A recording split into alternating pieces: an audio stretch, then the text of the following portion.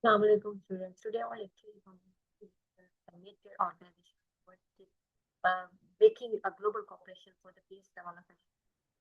So first of all, we will discuss it is in which year it is founded, which place and how many member states are involved in. The United Nations organization is founded in 1945 in San Francisco, USA, United States of America, and it's comprised 193 member states. So in the next slide, we will discuss how the framework of the United Nations, its functions, and how different member states take part in it, and what the reason and the major goal behind it. So we will start.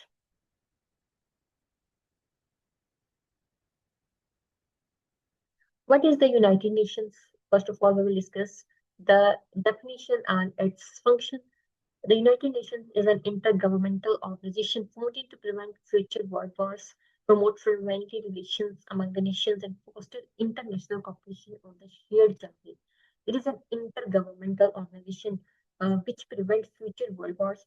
Major goal is that it promotes friendly relations among nations and fosters international cooperation on the shared challenges like the world is going through the different wars. As we know that the Middle East is going through the different regional crises in so to sustain the major peace and other development, United Nations is an organization that plays an important role to maintain the peace and security, uphold international law, advance human rights, support sustainable development. So, in maintaining peace and security, its major role is to prevent conflict between the different nations, resolve the disputes between the nations, as we know that the major dispute which is gone through the previous 2 to 3 months between the America and the Iran.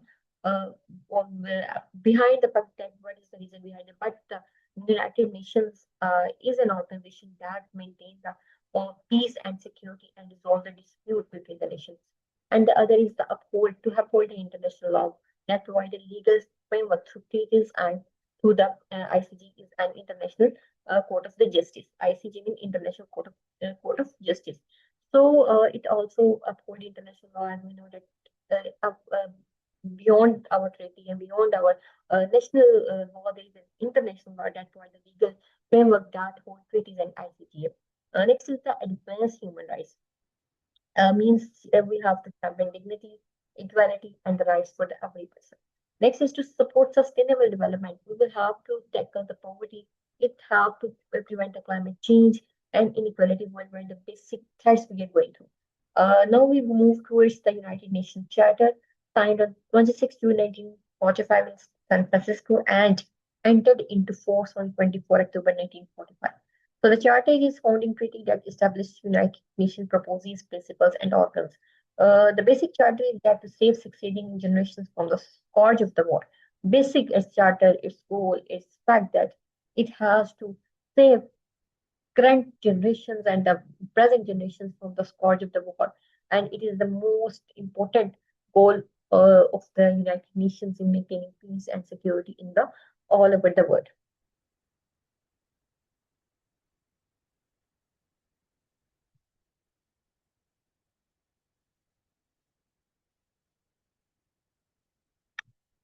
We have to discuss the next what its goal, its functions.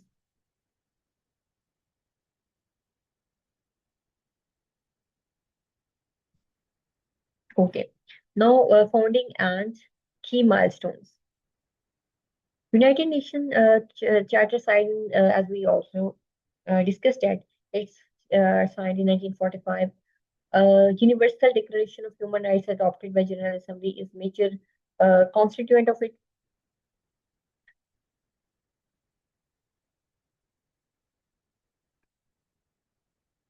And the first large-scale UN peacekeeping force deployed is also found in 1956, and 2000 in Millennium Development Goals launched to fight global poverty.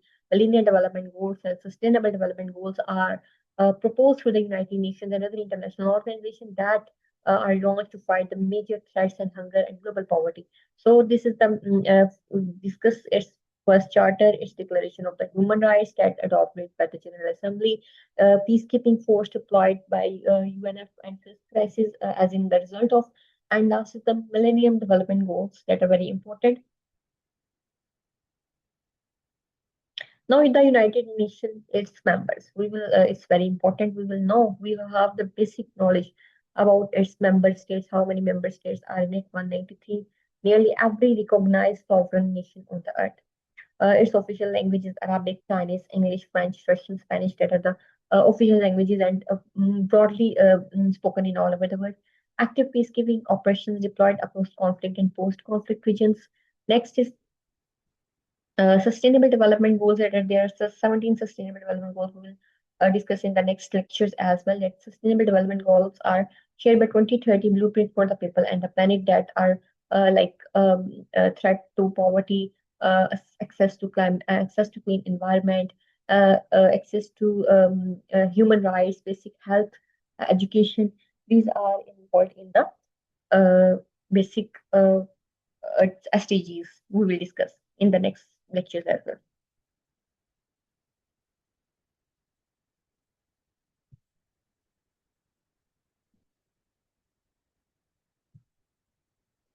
We will have to make a strong grip on the member states, its official languages, its active peacekeeping operations, its SDGs.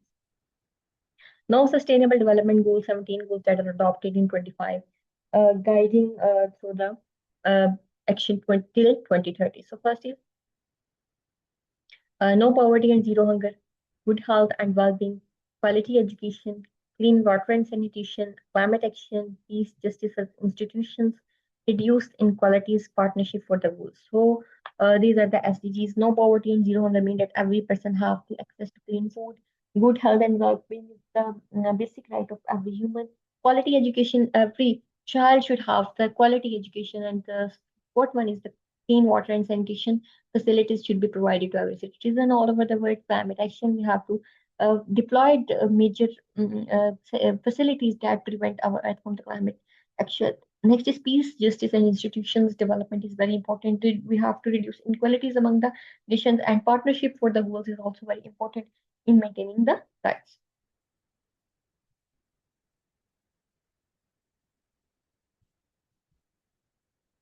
No, challenges facing the United Nations, as we know that every organization will have to pass through the major challenges, and these ongoing challenges are Security Council veto power can block decisive action. We mean that if any council impose a veto power, it should be backed by that decisive action.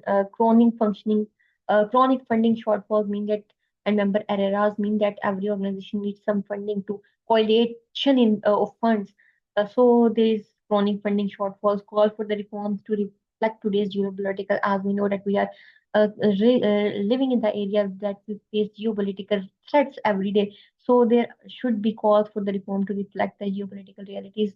There is limited informers power over the sovereign states. So what strengths we need in universal membership and coordinates humanitarian and disaster response worldwide. We should develop a strong connection between these coordinations, provides a neutral form of dialogue between the rivals, and which set, set shared global norms on the rights and health and the climate. So these are the challenges every organization have facing, and UN is a no doubt is a very world larger organization, and it is playing very important role in promoting peace and security throughout the world.